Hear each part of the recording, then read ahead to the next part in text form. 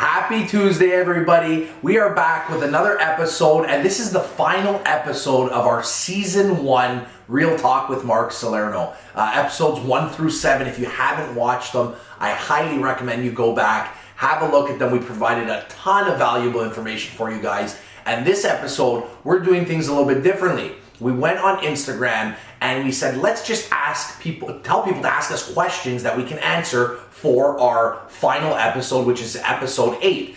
And we compiled the top 20 questions that you guys sent us, and now I'm ready and here to answer for them. Let's get this podcast going.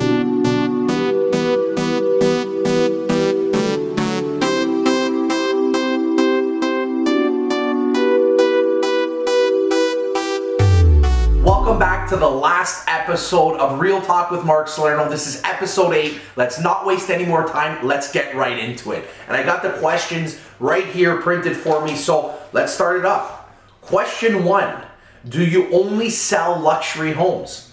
Absolutely not. I know a lot of people would like to think that we only sell luxury because if you've only visited my profile, for example, on Instagram or some of the other platforms, you see a lot of nice houses. But we actually service everything, all the way from rental, condos and houses, all the way up to multi-million-dollar homes. So let's squash that right now. If it has anything to do with real estate, you can count on the Salerno team and Salerno Realty Inc. We're here for all your real estate needs. No job is too small, no job is too big. And we also handle commercial, we handle land. So like I said, anything to do with real estate, we're on it for you and we're ready to work.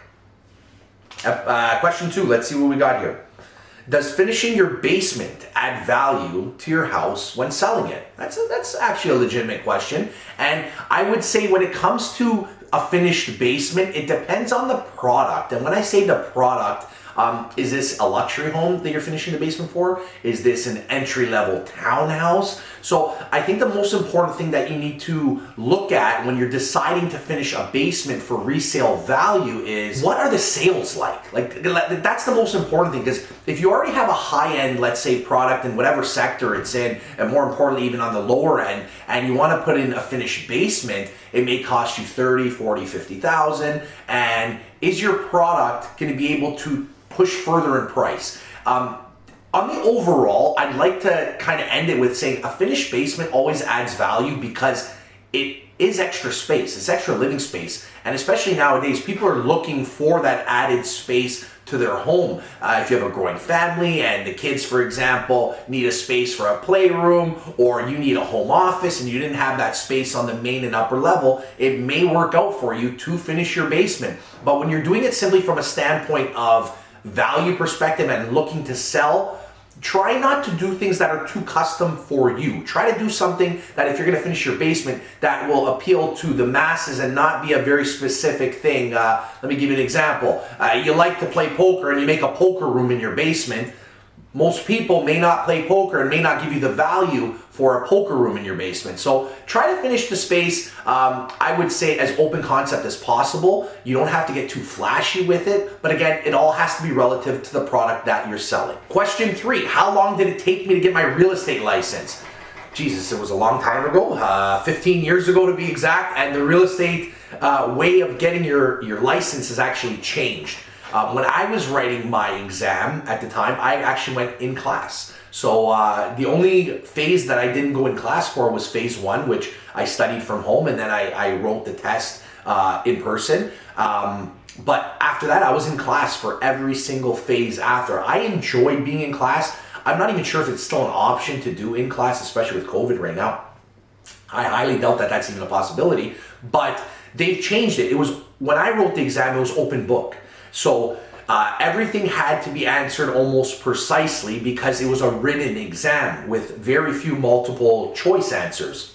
Now it's all multiple choice. It's all done on your iPad, even if you're doing it in person, the exam. So it's changed. It's changed drastically on how they do it. I know that people nowadays can get their license probably as fast as 4 to 8 months. When I did it, I want to say it took me a little bit over a year to get my real estate license. This is a good question. What's the best time of the year to sell your home based on today's market conditions? Now, I would like to say over the last 3 years, it's drastically changed, because prior to that, it was always spring and fall being the best markets to sell in. Over the last 3 years, though, we've seen some of the busier months of the year being in the winter, which is really rare. And when I say the winter, between January and March, if we're looking at today, because that was the question, was for today, what's the best time to sell? The best months of this year was actually in the summer, and I would say June, July, August, even a tail into September was also great.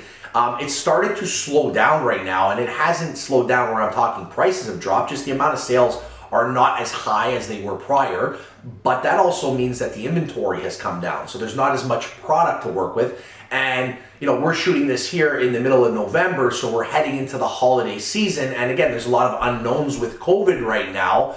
They're talking about lockdowns. So I tell my clients, because there's a handful of people that are saying, Mark, should we wait till after the holidays? Should we put it up now? As of right now, the market is still very strong. It's a seller's market. You should definitely consult with your realtor when making that decision to put it to the market. But I have a feeling that there's going to be a 2 to 3 week span, lockdown or no lockdown, during the holidays. It's been a real tough year for everybody, and everybody's really feeling, the longevity of what COVID has been doing to everybody, even from a mental standpoint. And I think people are going to want to take a week or two just to chill, just sit back, enjoy time with the family. I know I'm going to be doing the same thing because it's very important to me. Usually I take holidays and I go away, and this year we're not going to be doing that. So I'm personally going to be taking 2 weeks off come holiday season. So I notoriously, it does slow down over the Christmas break, but not to say that sales can't happen. I've done deals on Christmas Eve, Boxing Day, Christmas Day. So real estate never really sleeps. It's just, look at your area, look at the inventory. If the inventory is low, I would say move ahead with it, because there are still active buyers looking to purchase homes right now. Question number 5, do we work with pre-construction projects? Yes, we do. Is it our primary focus? Absolutely not. Resale is our primary focus, but we've helped many clients with pre-construction developments. I would say this year we tried to advertise maybe 3 or 4 of them, and we had success on every single one of the projects. We do enjoy doing pre-construction projects. It's just a different type of buyer. It's more for the investor. It's definitely the end user that is looking for something that's maybe 4 to 5 years out. I know builders typically say on a condo 3 years. It's not the truth. Majority of them are extend from 4 to 6 years. So I always tell people to plan ahead for that, and just be ready just in case, because things can change in your life. If it's something you're planning to move into, if it gets delayed, what is that going to mean for you? Are you going to have to sell it? Pre-construction is really good for investors because it parks money, you wait it out, and then your unit's ready in 5 to 6 years from now. But to answer the question, yes, we do handle pre-construction. We love pre-construction, and we would love to help you find your next pre-construction development, condo or house. And I know this is the other thing too I want to add to it, and I tell our clients all the time, even though some builders, in particularly for the housing, not the condo side, but the housing, the builder or the developer typically doesn't cooperate with an agent. And what that means is they just simply don't pay the agent for bringing the buyer. So even if we have to help out our clients and they decide that they don't buy resale and they want to buy a pre-construction house, even if we're not getting paid, we want to help you through the process. We're here from you from start to finish. So if we're selling your home and you need to buy pre-con, or you're just looking for advice on pre-construction, please do not hesitate to contact us. We're here for you. Question 6, what is Firm Friday? Firm Friday is, it's basically a saying that I kind of came up with because most of the time, not most of the time, but a lot of the time, deals firm up on a Friday. And when it means it firms up, it means the deal is no longer conditional. It's actually sold, and you put the sold sign on. So I remember probably about 4 or 5 years back, I, on social media, started hashtagging Firm Friday. Then I would start using it in my posts.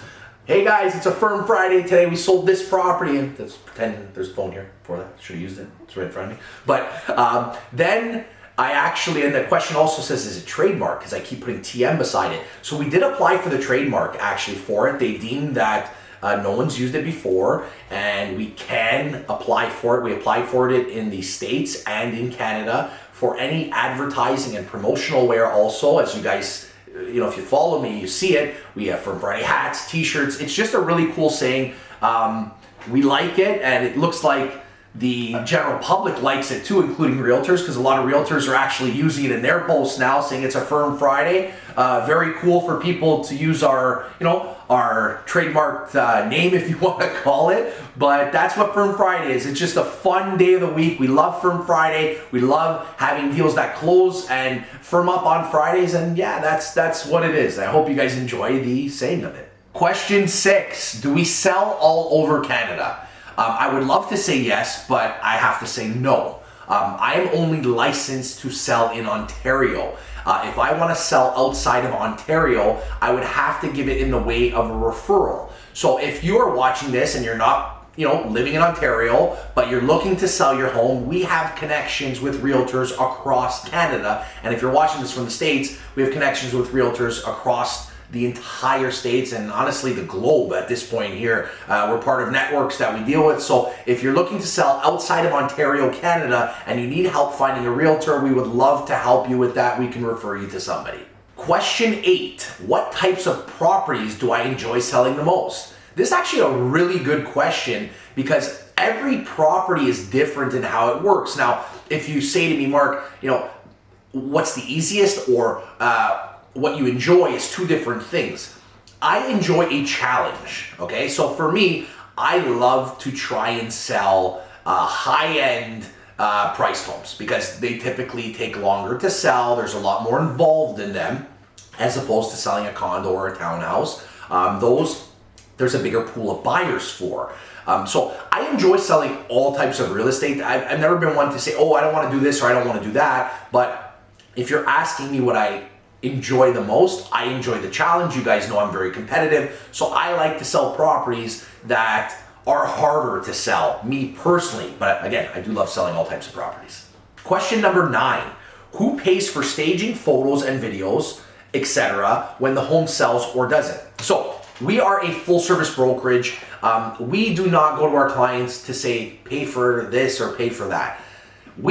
As long as we are being paid what our rates are, we are ready to do everything for your listing. But if someone comes to us and says, hey, can you cut your commission but still provide me all these great services, then we just simply can't do it. Because, for example, staging can cost anywhere from $1,500 to $15,000 depending on the size of the property. We do floor plans, we do video tours, we do photos, we do drone, we do pre-inspections. So what I'm trying to say is we invest in our properties. We do not ask our clients to pay for anything. If you are going to sell your home with us, you can rest assured that everything is full service. We will cover it all. And that means even if the house doesn't sell. So, sellers like hearing that. We typically don't run into situations where we don't sell homes. We're not perfect. So I'm not going to sit here and say we sell 100% of the homes that we list, but we do cover all the services for our clients. And that's really the difference between a discount brokerage and a full service brokerage. Anybody, in my opinion, who's prepared to discount themselves short right off the hop for a listing, these are typically realtors who are not going to give you the 100%. And when I say the 100%, I mean from the marketing standpoint, because if someone is cutting their commission so much, it only means they have a certain amount of budget to work with. And if you're looking to achieve top dollar on your home, you want to make sure that you are paying your realtor and you're paying them properly so they can reinvest in your property. It's different. If someone's asking to make full commission and sending out a photographer for $200 and throwing it on MLS, then I can totally understand why you would have concerns for paying full price. But when someone is ready to go the full length for the full marketing package for you, you should pay that realtor because they are investing back in your property and that'll mean more money for you. Question number 10, what is the first step after I decide that I want to sell my home? Well, the first step is you should contact a realtor. Preferably you can contact Salerno Realty, but no, I'm just playing with you. Contact a realtor. They are gonna basically go over the steps now. So you've decided to sell your home. What do we do next? There's a full plan, and again, depending on who the realtor you're dealing with, we're very detailed in how we put our listings together, and there's definitely a process in regards to the trades that we have to bring in, whether it's the staging, whether we have to do painting, whether we have to do, we have to do floor plans, we have to do pre-inspection. So there's a process that goes into it. It just doesn't happen in the snap of a finger where your listing's gonna be on the MLS, at least working with us. There's typically a 3 to 5 day turnaround from the day that we shoot all of our marketing material, because then we have to make our booklets, edit our videos. We have multiple platforms we put videos on, so we're making 2 to 3 different videos for your home. There's a little bit of a process, but that process that goes into it is for you, the seller. We want to make sure that we're giving your property the 100% care that it needs to sell for top dollar and to sell fast. Question 11, when will we be releasing a second season, I guess, of the podcast?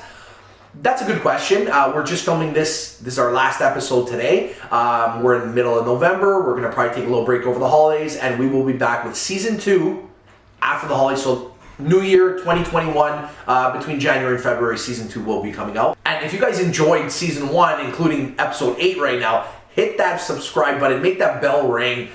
We love that we've been growing our YouTube following. We want to continue doing these videos for you guys so you can gain value. That's what we're here for, and that's what we're here doing. So season 2, we're going to expand on it. We may start bringing in some different people actually to join the podcast with me. We're going to have a full set for it. It's going to be pretty exciting, so stay tuned for season 2. Comment below if you guys enjoyed season 1 though. Question number 12, what's the process of getting a home evaluation?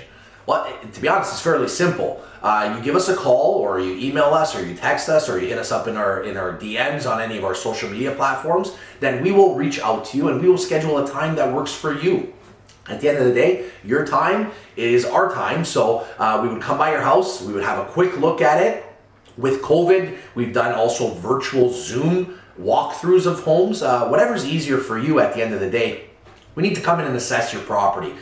From there, we can give you a pretty pinpoint valuation of your property. Some people just like to have a soft evaluation, and these evaluations are all free. So if you even just want to send us some specs about your home, we can give you a ballpark figure. But when it comes to giving a precise, we would actually have to see the home.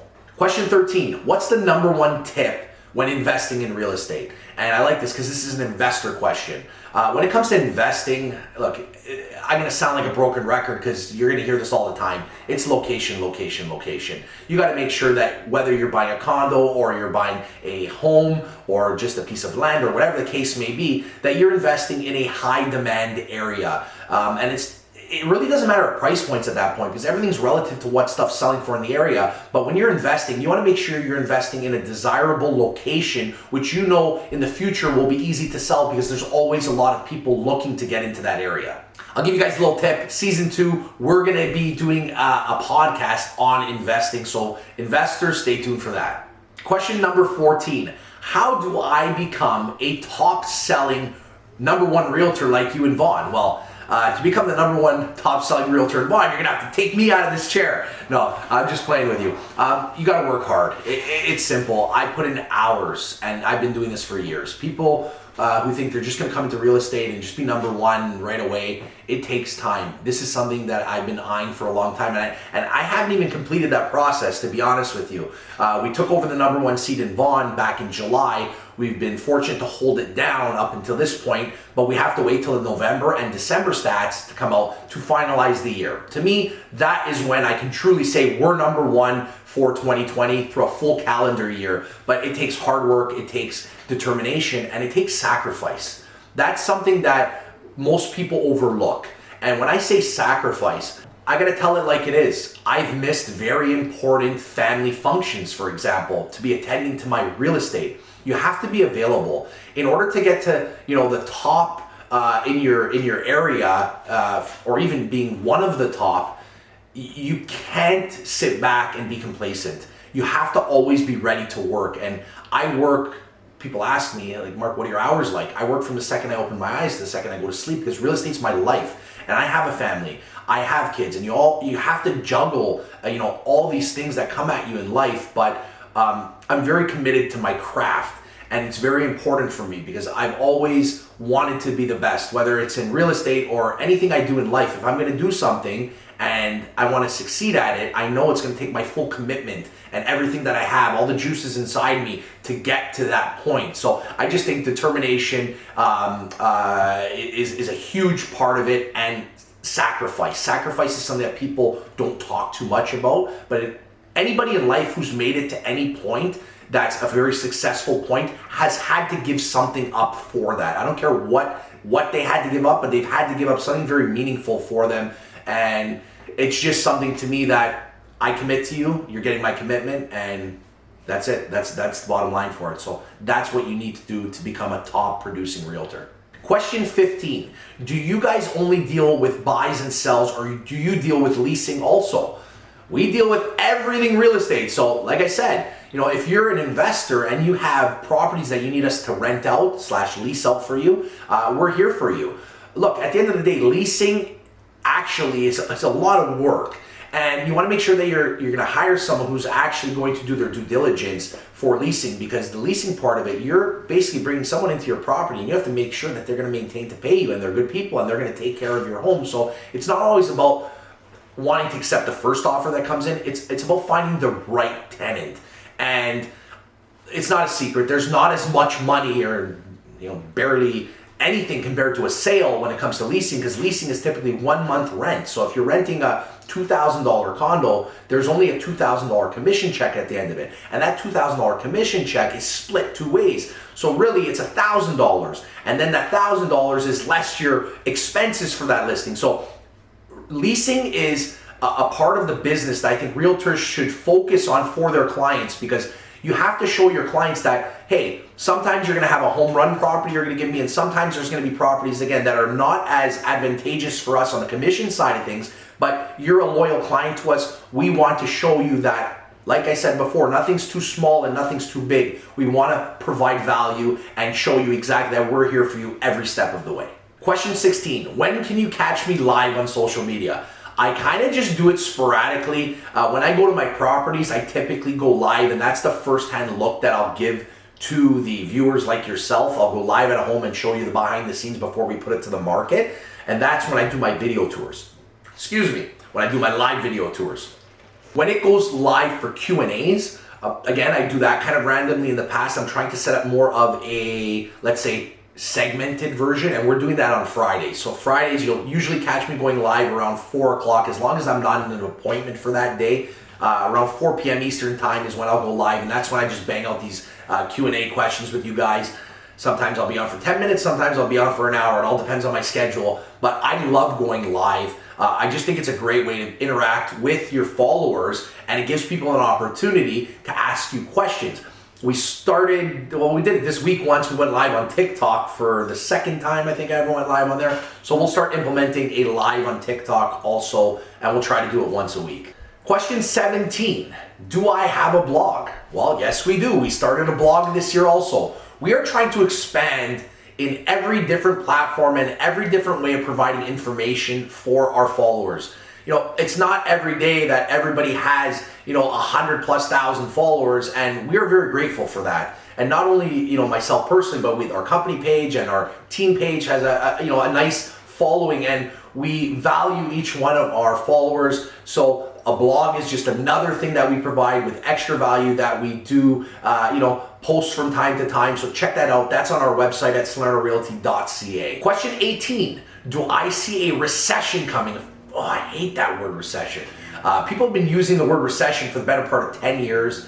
I don't see it happening right now. And again, we really don't know, because COVID is still active. We don't know when it's going to be gone. They're talking about vaccines right now, but COVID has not affected the real estate market. Do I believe that prices are high? Yes, I do believe that prices are high, but I don't see a recession coming. I believe, and I'm talking pertinent to the GTA and Toronto and Ontario and Canada for that matter. I know that there is a lot of debt out there right now for the public in general, but Toronto and the GTA is one of the best areas that people are moving to. Canada in general is a very high demand place, and when you're talking about Ontario in particular, I just think that more and more people are moving here every year. Interest rates are low. I don't see anything happening in the near future, but again, I don't have that crystal ball. But if the question is yes or no, I don't see a recession. Question 19, how long does it take to buy a home? The reality is, it all depends. I've had clients that we've shown one house to that we've purchased, and I've had clients I work with for 4 years to buy a property, and those are one of my best clients ever. So you know who you're talking. If you're watching this video, you know I'm talking about you. So it really all depends on the purchaser, and it depends again what the inventory is like. But I would say on average, typically a buyer will buy within the first 30 to 60 days. And then the closing, depending on when they set it up for. We're here to buy. We have a team of 5 team members right now working strong around the clock for our clients. We're available 7 days a week. So it won't be for the lack of us not finding you the property. You just have to be prepared and ready to pull the trigger on that deal. Question 20, and the final question of episode 8. What is the best way to market a property? Look, for us, well, let's break it down, okay? Everybody knows that once you list your home and it's actively for sale, unless you've gone down the exclusive route, you're going to be putting on an MLS. So MLS is the place where everybody looks for homes. But over the last 5 years in particular, let's say 5 years, even though I'm doing it for like 13 years, the last 5 years in particular, and even more importantly, the last 24 to 36 months, social media. Look, I'm talking to you guys on YouTube right now and on Spotify about real estate. We market our properties on our platforms. And I know there's some realtors out there that will say, oh, I don't post my listings on my platform. That doesn't make sense to me. I built my following based on showcasing my properties, and people gravitate to nicer properties and just real estate in general. Look, as much as I love to you guys just hear me talking all day, I think people follow me because they like the real estate that I put out there for them. So any realtor who's going to tell you that you shouldn't be posting your properties on your page, I think is wrong. And I'd be happy to have an open discussion with someone who believes the other way about that, because if I'm posting my clients' properties on my platform, whether I have a small following or a large following, these are extra people who are getting to see the property. Real estate's always been about, where are you advertising my home? And prior to social media was, what publications are you putting it in, aside from the multiple listing service? So now with the beauty of social media, I can grab my phone, bang, bang, bang, put up a post, and within a day, 100,000 people can see it. So it's added value for our clients when we're able to post our properties. This is why we've been able to sell in 15 to 20 different cities consecutively over the last 3 years, and we've been able to grow our following because we're posting these homes and properties up on our social media feed. So I'm going to say social media. Let's run with that one. So supposedly there's a bonus question. So this is no longer 20 questions, it's 21 questions, and the bonus question is, do you do mentoring calls? We do mentoring calls, and this is something that we're actually rolling out like right now. So if you want to go on my website and check it out, there's a section for mentoring calls. They're limited spots. I'm not looking to take on all kinds of people for this because this is something new and I want to kind of move into it slowly. But basically these mentoring calls, there's not going to be a script. It's basically you sitting down with me, whether we're doing a Skype call or a Zoom call or just a phone call, and you ask me questions. I will give you my 100% attention and answer any questions that you have to do. You don't even have to be in real estate. You could be in mortgage, you could be a lawyer, you could be whatever profession you're in, and you just want to know about how I built my business or what I do actively for my clients right now. I'm ready to listen to you. You got questions, I got answers, and hopefully I can provide you value with that. Check out our mentoring calls on our website at salernorealestate.ca. I'm sad. Like, tears are gonna come down my eyes soon because this is the end, guys.